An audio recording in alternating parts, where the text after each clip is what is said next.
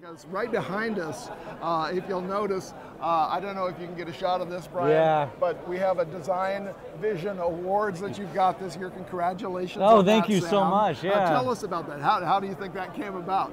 Well, at DesignCon, they invite you to compete with your product if you release something within that 2013 year. To compete within certain realms. And for PCB design, we've definitely won the PCB Design Tools, to be specific. We won the Design Vision Award, meaning it was compelling, it was disruptive, and it fit a need within the industry. Excellent. Yes. Well, I tell you, if you're looking as a designer, we have tool sets, and like anybody that's building anything, any person that's building a house, you're going to be using different tools, and it's not a bad thing to be familiar with lots of different tools. Right. What would you suggest a designer? Good question. What would you suggest? How would you suggest that they become more familiar with Altium Tools? What are some of the programs you have? What are some of the ways that designers are migrating to Altium Tools? Excellent question. I mean, learning curve is always an issue, especially in the EDA industry. And I always kind of anecdotally tell people, no one wakes up in the morning and says, I know how we can make more money as a company, let's make some printed circuit boards, right? You either have a tool or you don't. So a lot of our business is really taking business from our competitors, right? That's what we're doing. And so learning curve is a really, really big factor when people are making a decision to use a tool. And we have many, many mechanisms within the tool itself to help broach that for people. We have a tremendous amount of videos right on our website. We have learning centers, we have online tutorials, all available in the hands of the engineers themselves to do this themselves.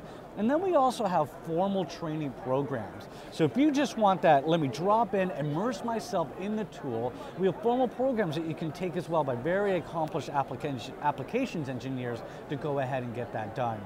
And then also the community itself is a very, very active community. Excellent. You can always appreciate the EDA industry as a whole in that we're a very active, very vocal group of engineers. And so there's always a group of people that you can ask, whether it be our forums, whether it be other forums out there, to go ahead and help you get the job done that you need to get done. So the community, the design community has helped, would you say has helped evolve the tool? You've Yes. listened, obviously, some of the things that we're seeing regarding IDF and interchange, Right. is that, would you say that that's incorporated already into the Altium tools? Is that, or there's no translation that has to happen with the mechanical world? Is this true? Tell us about that. Well, I mean, with Altium Designer, that really is our MO, right? That's where we come from, is that it is one unified tool set. You don't have to have disparate tools, disparate design domains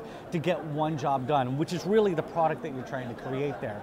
And one of the examples of that we can, I don't know if you can see on the screen back here, is that mechanical integration. Bringing not an interchange format from Mechanical World to Altium, right? But a true 3D mechanical integration tool, all available at your fingertips right in there, which extended upon our latest release with Flex Design. Okay. Now you can actually do a full 3D Flex Design within the Altium Designer software and have visibility in your PCB tools where you're actually designing it right at your fingertips. That's the point. How about, let's talk a little about the front end. Action, I mean, yeah. We're diving deeper and deeper. So, Yes, yeah. There's going to be questions out there from designers who haven't explored the Altium options about the front end. How is that working? In terms of the schematic entry is what we're talking about here. Okay, excellent. Yeah, in terms of the front end schematic entry, I mean, we definitely got the tools, a very subjective comment. I think we've got the best schematic tools on the market, but it is a very subjective comment there. But what we're talking about here is, again, whether you're doing it on the back of a piece of paper, whether you're doing it in a CAD tool, it doesn't really matter. The whole point is it's one unified design approach to get the whole design flow done. That's the point here. No extracting that list, massage, and then get it into the PCB. You push a button and it's done, right? That's the whole point. Okay, well, is it the easy button? It is. It is the easy button that you can press there. But yeah. No, like I said, very impressive tool, very impressive award. Oh, thank you. And I want to congratulate you on behalf of the show, and especially iConnect as we cover the show. It's neat to thank see, you so much. People being recognized. So, yeah. Again, I'm Kelly Dack for Real Time with DesignCon. With me in the Altium booth has been Sam Sattel, FAE manager over at Altium. And thanks for joining us, and we'll see you. Thank you, Kelly. Uh-huh.